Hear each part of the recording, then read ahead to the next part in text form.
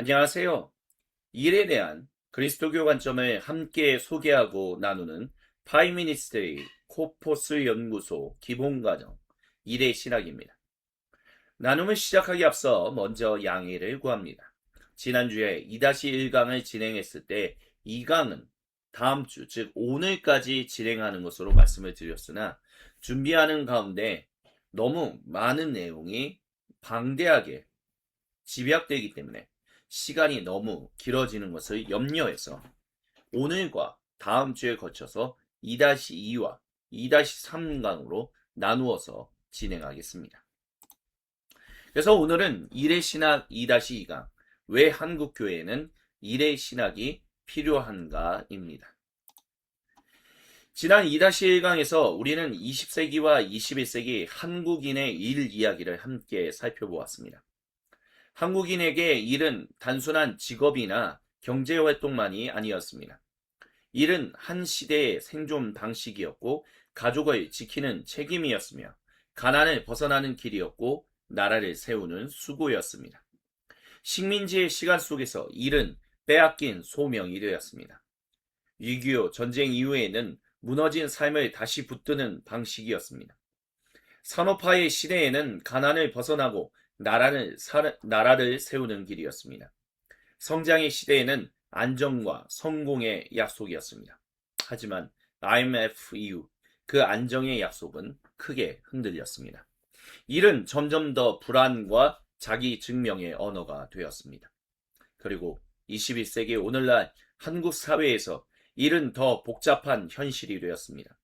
정규직과 비정규직의 격차, 대기업과 중소기업의 차이, 청년 세대의 취업 경쟁, 플랫폼과 인공지능의 변화, 젠더와 돌봄의 부담 등 보이지 않는 노동의 문제까지 더해졌습니다. 그래서 우리는 지난 시간에 이렇게 정리했습니다.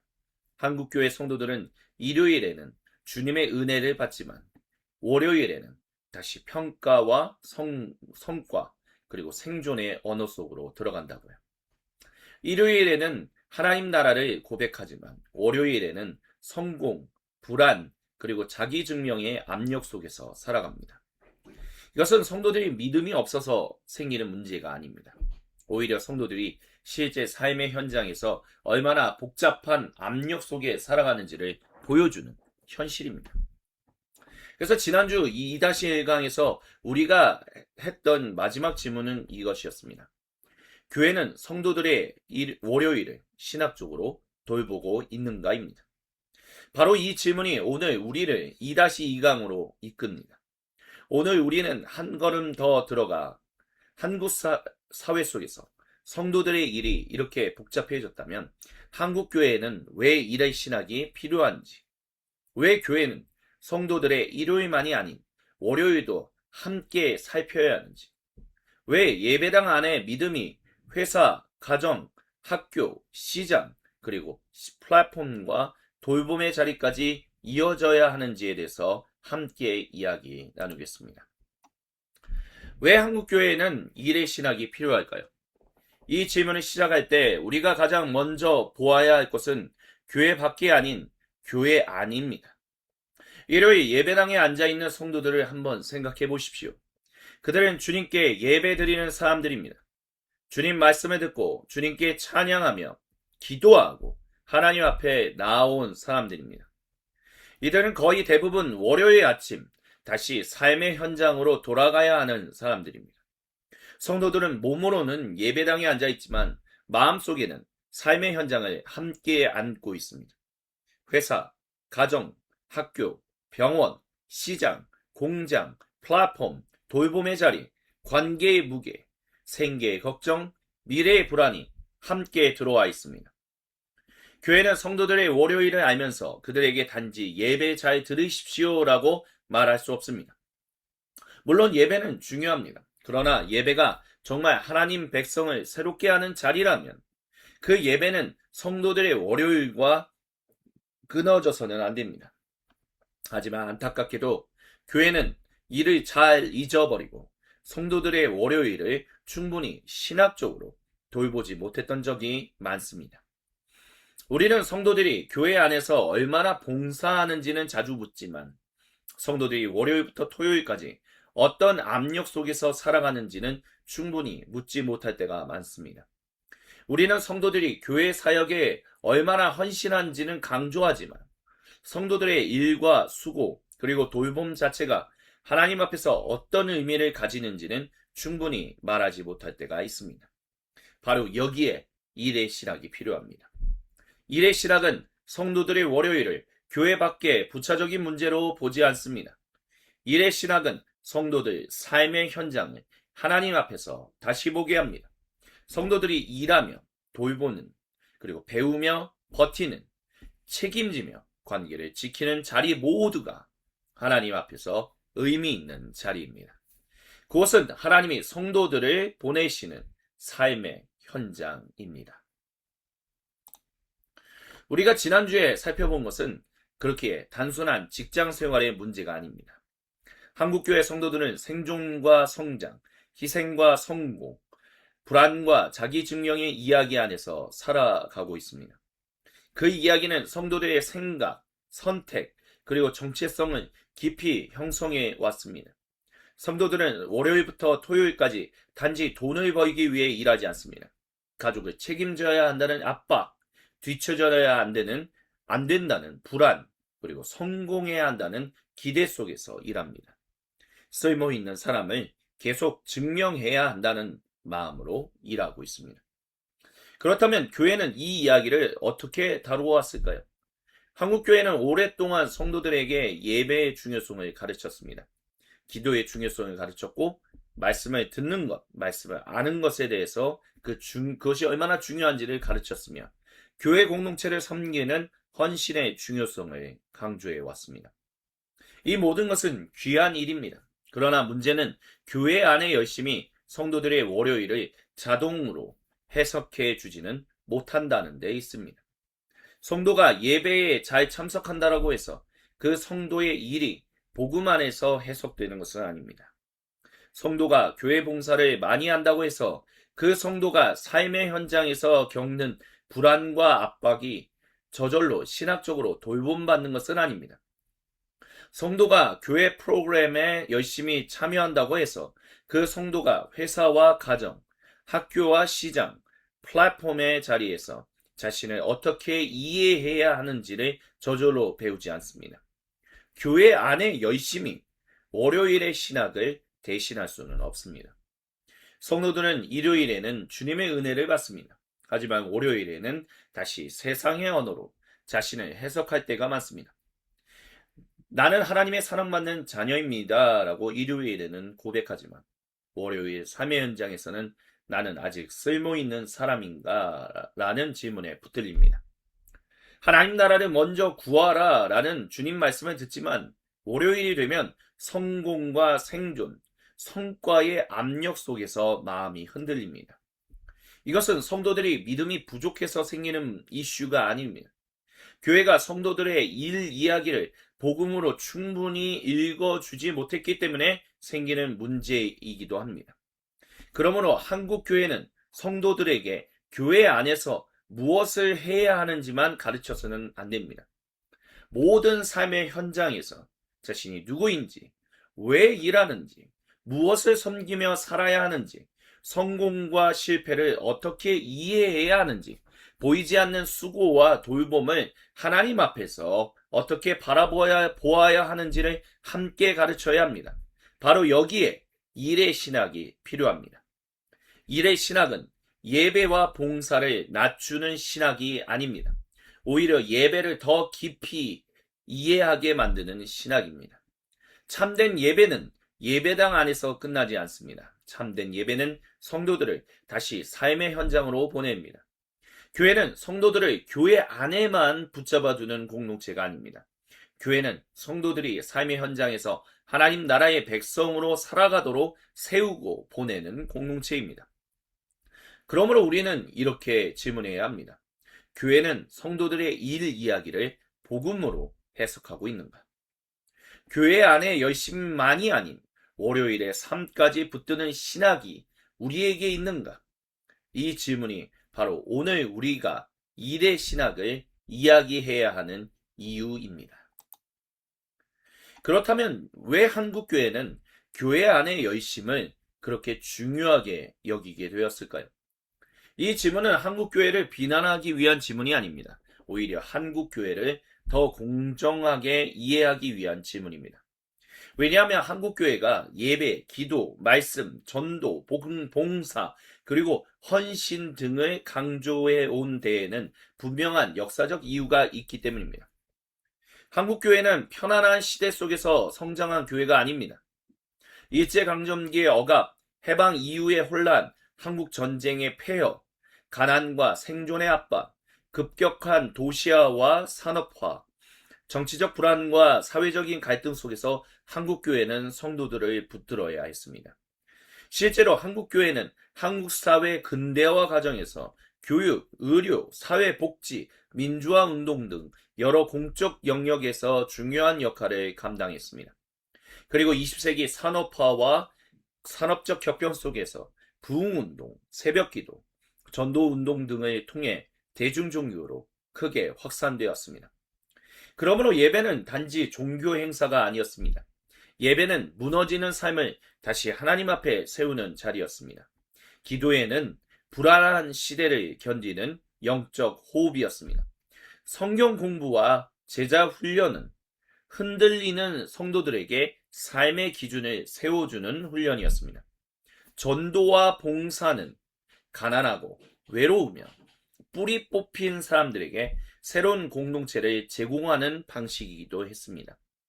특별히 급격한 도시화 과정 속에서 교회는 고향과 마을 공동체를 떠나 도시로 올라온 사람들에게 새로운 관계의 공간이 되었습니다. 1960년대 이후 도시화 과정에서 한국 개신교가 빠르게 성장했고 서울로 이주한 여성들이 거주지 근처의 작은 교회에서 향촌 공동체와 비슷한 공동체를 형성하며 자기 역할과 지위를 새롭게 경험했다는 연구도 있습니다. 우리는 한국교회의 이런 열심을 너무 쉽게 낮추어 보아서는 안 됩니다. 교회 안의 열심은 많은 성도들에게 실제로 삶을 버티게 하는 힘이었습니다. 하지만 바로 그 지점에서 우리는 조심스럽게 다음 질문을 해야 합니다. 교회 안의 열심이 그렇게 중요해지는 동안 성도들의 월요일은 신학적으로 해석되었는가? 교회는 성도들에게 예배에 나오라고 말했습니다. 기도하라고 말했고, 말씀을 배우며 교회를 섬기라고 말했습니다. 전도하라고 얘기한 거죠. 이 모든 말들은 필요했고 귀한 말들이었습니다. 그러나 동시에 교회는 성도들에게 월요일부터 토요일까지의 삶을 복음으로 어떻게 해석해야 하는지를 충분히 가르쳤는가라는 부분에 있어서는 우리가 조금 더 진지하게 고민해 봐야 합니다.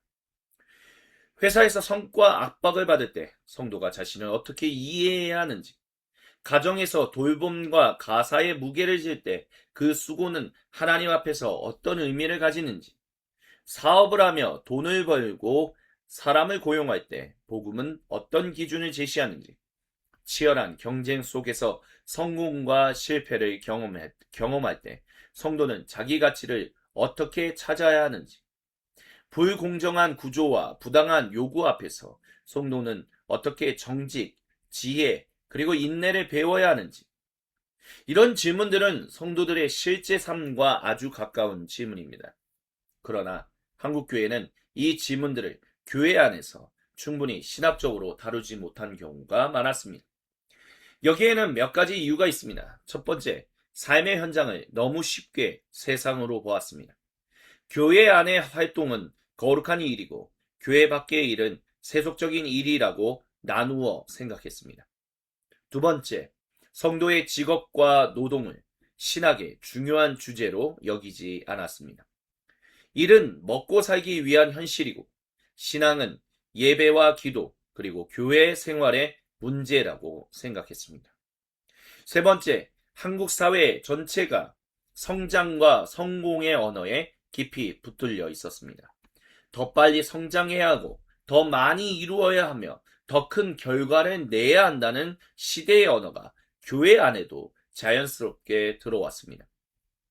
실제로 1960년대 한국 개신교를 분석한 연구들은 산업화와 도시화가 진행되는 상황에서 성속 이혼론의 전통적 신앙관을 유지한 교단들이 성장 위주의 선교 전략을 제시했고 이것이 교세 확장으로 이어졌다고 설명합니다. 교회 안의 열심은 귀했습니다. 그러나 그 열심이 성도들의 삶 전체를 해석하는 신학으로 이어지지 못할 때 성도들은 둘로 나뉜 삶을 살게 됩니다. 일요일에는 하나님 나라를 고백하지만 월요일에는 세상의 성공담 속에서 자신을 평가합니다. 일요일에는 은혜로 사는 사람이라고 말하지만 월요일에는 성과, 경쟁, 그리고 불안으로 자기 가치를 증명하려 합니다. 일요일에는 하나님께 속한 백성이라고 고백하지만 월요일에는 회사와 시장, 가정과 사회의 압력 속에서 자신이 누구인지를 잊어버립니다. 폴 스티븐스 교수님은 신학이 하나님의 영광과 인간의 참된 유익을 위해 모든 삶의 활동에 적용되어야 하며 적용되지 않는 신학은 있어서는 안 된다고 말합니다. 또한 일의 신학은 내 문화에서 일이 무엇을 의미하는가를 물어야 한다고 강조합니다. 그렇다면 한국교회도 질문해야 합니다. 한국교회 성도들에게 일은 무엇이었습니까? 생존이었습니까? 성공이었습니까? 가족 책임이었습니까? 아니면 자기 증명이었습니까? 그리고 교회는 그 이야기를 복음 안에서 충분히 다시 읽어 주었습니다.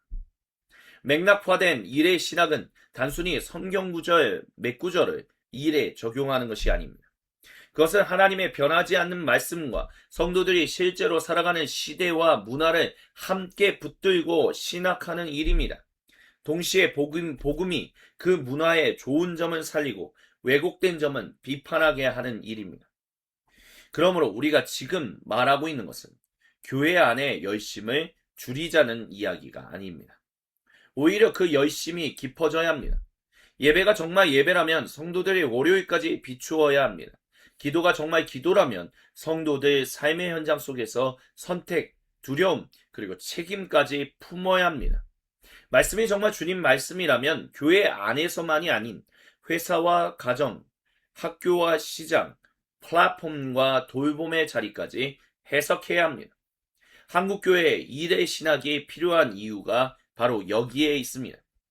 일의 신학은 성도의 열심이 성도들의 삶 전체를 복음으로 해석하도록 돕는 신학입니다. 교회 안의 열심은 귀합니다. 그러나 이제 한국교회는 한 걸음 더 나아가야 합니다. 성도들을 교회 안으로 모으는 열심만이 아닌 성도들의 삶의 현장으로 다시 보내고 그곳에서 하나님 나라의 백성, 증인으로 살아가게 하는 신학이 필요합니다.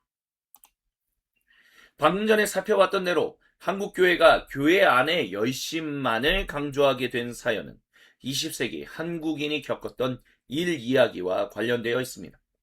한국교회는 각 시점의 고통 앞에서 성도들과 한국 사회를 붙들었습니다. 일제강점기 속에서 교회는 억압받는 사람들에게 하나님 앞에서의 존엄과 소망을 말했습니다. 교육, 의료, 그리고 사회적 돌봄의 영역에서 중요한 역할을 교회가 감당했고 민족의 정체성과 신앙의 자유를 지키는 공간이 되기도 했습니다. 6.25 전쟁과 폐허의 시대에도 교회는 무너진 삶을 다시 붙드는 공동체가 되었습니다. 피난과 가난, 상실과 불안 속에서 교회는 기도하는 공간이었고 서로를 돌보는 공간이었으며 다시 살아갈 이유를 붙드는 그런 장소였습니다. 산업화와 도시화의 시대에도 교회는 중요한 역할을 했습니다. 고향을 떠나 도시로 올라온 사람들에게 교회는 새로운 마을이 되어주었습니다. 낯선 도시에서 외롭고 불안한 사람들에게 교회는 관계의 공간이었고 기도의 공간이었으며 삶의 질서를 다시 세우는 장소였습니다. 1960년대 이후 도시화 과정 속에서 한국 개신교가 빠르게 성장했고 서울로 이주한 여성들이 거주지 근처의 작은 교회를 향촌 공동체와 비슷한 관계망을 형성하며 자기 역할과 지위를 새롭게 경험했다라는 연구가 있었다라고 아까 전에 말씀을 드렸습니다. 이것은 교회가 단순히 종교 활동만 하는 것이 아닌 급격한 사회 변화 속에서 사람들의 삶을 실제로 붙들었다는 점을 보여줍니다. 성장과 중산층화의 시대에도 교회는 성도들에게 금연과 절제, 성실과 헌신을 가르쳤습니다. 많은 성도들은 예배와 새벽기도, 성경 공부와 제자 훈련, 봉사와 전도 속에서 자신의 삶을 하나님 앞에 세우려고 했습니다. IMF 외환 위기와 그 이후의 불안정한 시대에도 교회는 성도들을 위로했습니다. 실직과 실패, 가정의 위기와 생계의 불안 속에서 교회는 함께 기도했고 구제했으며 다시 일어설 수 있도록 격려했습니다. 그리고 21세기에 들어와서도 한국교회는 청년, 가정, 직장인, 선교, 상담, 제자훈련 등 다양한 방식으로 성도들의 삶을 돕고자 노력하고 있습니다. 이렇게 한국교회는 분명 성도들의 고통에 응답하고 있습니다. 무너진 사람들을 품고 있습니다. 기도의 언어를 나누고 있습니다. 하지만 교회는 성도들의 고통에 응답했을지라도 성도들이 살아가던 일의 이야기를 복음으로 충분히 해석하는 데 있어서는 좀 미비했습니다. 일제강점기 속에서 빼앗긴 일과 강제된 노동을 보며 교회는 인간의 일이 하나님 앞에서 어떤 존엄을 가지는지 충분히 말하지는 못했습니다. 전쟁 이후의 생존 노동 앞에서 교회는 단지 열심히 살아야 한다라는 말을 넘어 무너진 삶을 다시 세우는 수고가 하나님 앞에서 어떤 의미를 가지는지 충분하게 가르치지는 못했습니다. 산업화와 도시화 속에서 교회는 도시로 몰려온 노동자들과 가정주부들, 그리고 학생들과 직장인들의 삶을 품었지만 공장, 회사, 시장, 그리고 가정에서 이루어지는 일 자체가 하나님 나라와 어떤 관련이 있는지를 충분하게 해석하지는 못했습니다. 성장의 시대에 교회는 성실과 헌신을 가르쳤지만 성장과 성공의 언어가 복음의 언어를 대신하지 않도록 충분하게 분별하지는 못했습니다. IMF 이후에 교회는 실직과 실패의 고통을 위로했지만 직장을 잃어도 인간의 존엄은 무너지지 않는다는 복음의 언어를 충분하게 말하지는 못했습니다. 21세기 플랫폼 노동, 불안정한 고용, 돌봄의 부담, 청년의 자기증명, 인공지능의 시대의 변화 앞에서 교회는 성도들이 자기 일을 복음 안에서 읽고 선택하며 버틸 수 있도록 충분하게 신학의 언어를 제공하지는 못했습니다. 여기에 우리의 성찰이 필요합니다. 한국교회는 각 시대의 고통에 응답했습니다. 그러나 성도들의 일 이야기를 복음으로 해석하는 일은 아직 더 깊어져야 합니다. 교회는 한 걸음 더 들어가야 합니다. 성도들이 왜 일하는지, 무엇을 위해 일하는지, 어떤 방식으로 돈을 벌고 써야 하는지, 성공과 실패를 어떻게 이해해야 하는지, 일의 열매가 어떻게 나누어져야 하는지, 보이지 않는 돌봄과 가사의 수고를 하나님 앞에서 어떻게 바라보아야 하는지를 함께 질문해야 합니다. 20세기 한국교회는 부흥운동, 새벽기도, 전도운동을 통해 대중종교로 크게 확산되었고 한국 사회 근대화 과정에서 교육, 의료, 사회복지, 그리고 민주화 등 여러 공적 영역에서도 중요한 역할을 감당했습니다. 그러나 우리가 계속해서 나누는 연구들을 통해 살펴보듯이 산업화와 도시화 속에서 성속 이원론의 전통적인 신앙관을 유지한 교단들이 성장 위주의 선교 전략을 제시했고 이것이 교세 확장으로 이어짐으로 인하여 결국 우리에게 있어서는 일의 이야기를 충분히 응답하는데 어려움을 겪었던 것도 사실입니다. 동시에 일부 개신교 지식인들과 진보교단은 인간 삶의 전 영역을 통합적으로 이해하려는 시도를 하기도 했습니다. 이것이 중요합니다. 한국교회 안에는 언제나 두 흐름이 함께 있었습니다. 하나는 성도들을 교회 안으로 모으고 예배와 기도 그리고 헌신으로 세우려는 흐름이 있었습니다. 다른 하나는 신앙이 삶의 모든 영역과 연결되어야 한다고 보려는 흐름이 있었습니다. 문제는 이 후자의 흐름, 즉 성도들의 모든 삶의 현장을 복음으로 해석하려는 신학이 한국교회 전체의 중심 언어가 되기에는 충분히 강하지 못했습니다. 한국교회가 성도들의 일 이야기를 복음으로 충분히 해석했는가를 물을 때 우리가 특별히 깊이 보아야 할 주제가 있습니다. 바로 성장과 분배의 문제입니다. 한국 오늘날의 일 이야기를 이해하려면 성장을 빼놓고 말할 수 없습니다. 전쟁 이후의 폐허, 극심한 가난, 생존의 불안 속에서 한국 사회는 성장해야만 했습니다. 가난에서 벗어나야만 했고 가족을 먹여 살려야만 했습니다. 자녀를 교육해야만 했고 나라를 다시 세워야만 했습니다. 성경은 이러한 풍성함에 대한 것을 악하게 보지 않습니다. 하나님은 창조 세계에 풍성함을 주셨고 사람에게 땅을 돌보고 다스리는 그런 소명을 주셨습니다. 인간의 일은 원래 결핍만 겨우 버티는 일이 아닌 하나님이 주신 세계를 돌보고 개발하며 열매 맺게 하는 일입니다. 하지만 동시에 복음은 성장 앞에서 반드시 질문합니다. 성장은 누구를 위한 성장이냐고? 성장의 열매는 누구에게 돌아가냐고요? 그 성장을 위해 누가 보이지 않는 비용을 감당하며 성장이라는 이름 아래 누군가의 존엄이 희생되고 있지는 않은지에 대해서 질문합니다. 한국 사회는 오랫동안 성장의 언어로 자신을 설명해 왔습니다. 더 빨리 성장해야 한다. 더 많이 생산해야 하고 더 높은 자리에 올라가야 한다. 그리고 어느 순간 이 성장의 언어는 단지 경제의 언어가 아닌 사람의 가치를 평가하는 언어가 되었습니다. 얼마나 벌었는지, 어느 회사에 다니는지 이런 질문들이 사람의 존재를 설명하는 언어가 되었습니다. 그런데 문제는 이 성장의 언어가 교회 안에도 자연스럽게 들어왔다는 점입니다. 더 큰 교회, 더 많은 성도, 더 넓은 영향력, 더 빠른 부흥. 물론 교회의 성장이 잘못된 것은 아닙니다. 사람들이 복음을 듣고 공동체가 세워지며 이웃을 섬기는 사역이 넓어지는 일은 매우 귀한 일입니다. 하지만 교회가 세상의 성장 언어를 분명하게 분별하지 못하면 어느 순간 성장이 신실함의 증거처럼 여겨질 수 있습니다. 그러나 복음은 그렇게 말하지 않습니다. 성장은 감사의 이유가 될 수 있지만 하나님 나라 그 자체는 아닙니다. 복음은 성장을 우상으로 만들지 않습니다. 그렇게 복음은 절대 분배의 문제를 가볍게 다루지 않습니다. 성경은 하나님이 주신 열매가 공동체 안에서 어떻게 나뉘는지를 매우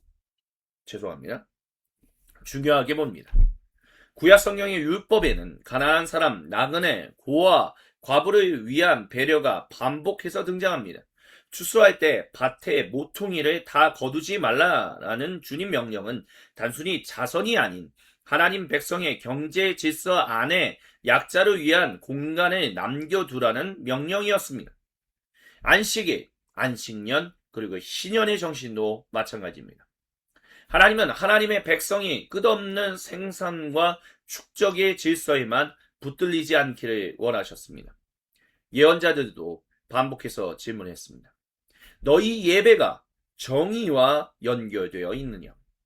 너희 기도가 가난한 사람의 울부짖음과 연결되어 있냐고요? 너희 신앙이 약한 자를 짓밟는 경제 질서를 그냥 두고 있지는 않은가라고 질문했습니다. 신약 성경에서도 마찬가지입니다.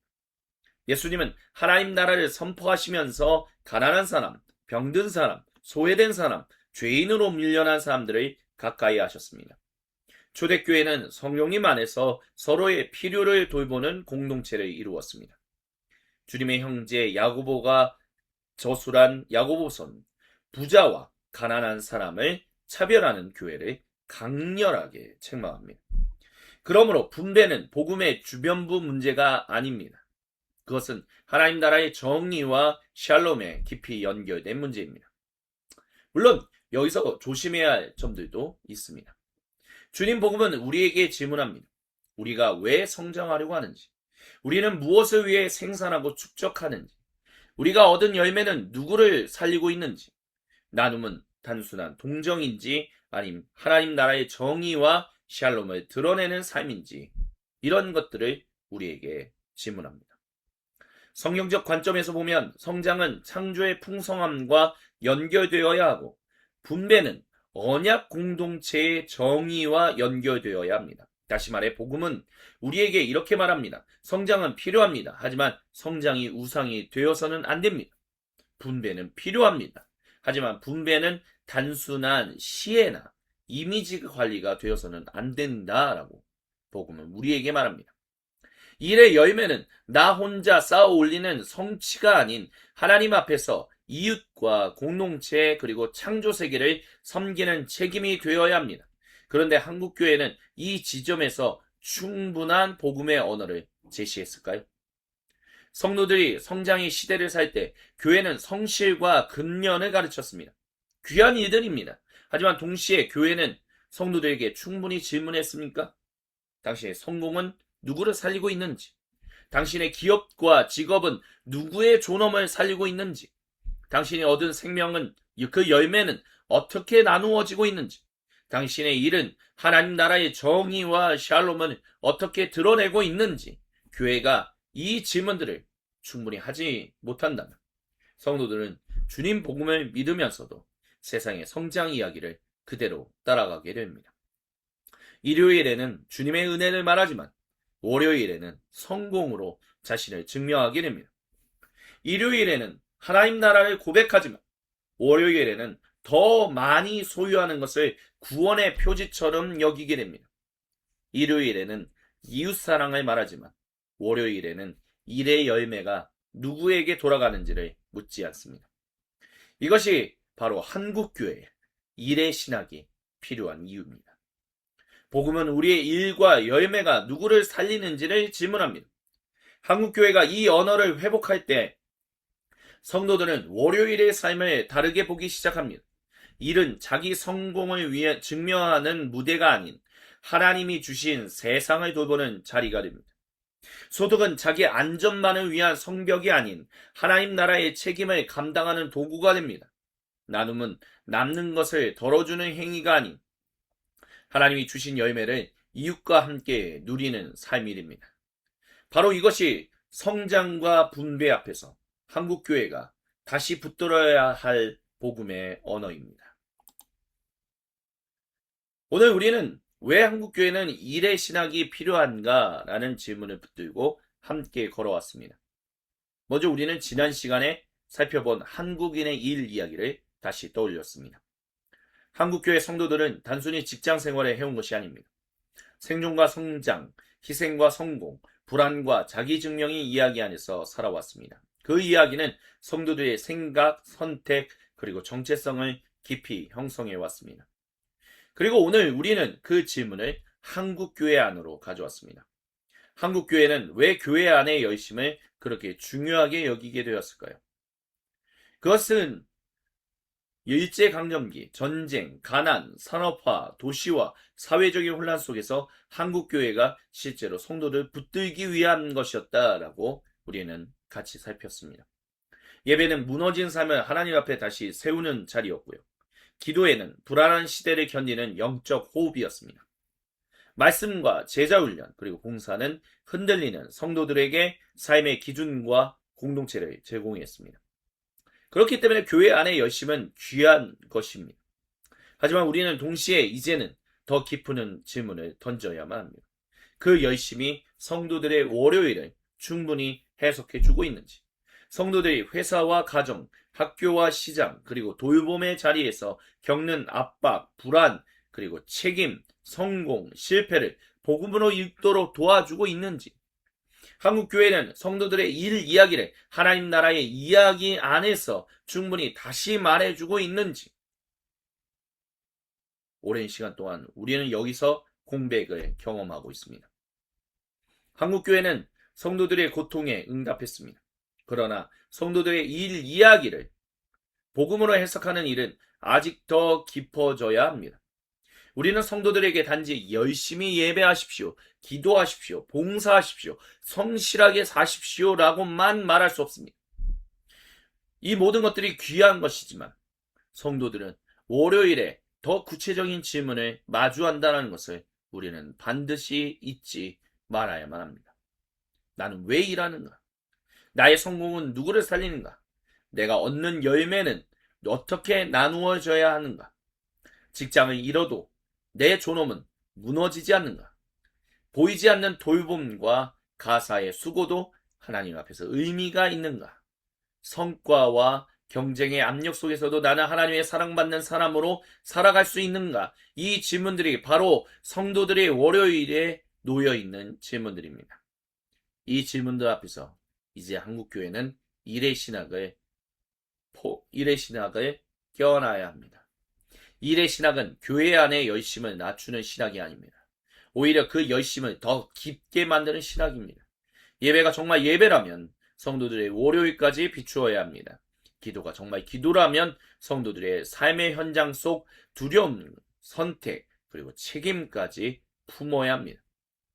말씀이 정말 주님 말씀이라면 교회 안에서만이 아닌 회사, 가정, 학교, 시장, 플랫폼, 그리고 돌봄의 자리까지도 해석해야 합니다. 우리는 특별히 성장과 분배의 문제를 살펴보았습니다. 한국 사회는 오랫동안 성장의 언어로 자신을 증명해 왔습니다. 그리고 그 언어는 교회 안에도 자연스럽게 들어왔습니다. 더 큰 교회, 더 많은 성도, 더 넓은 영향력, 더 빠른 부흥.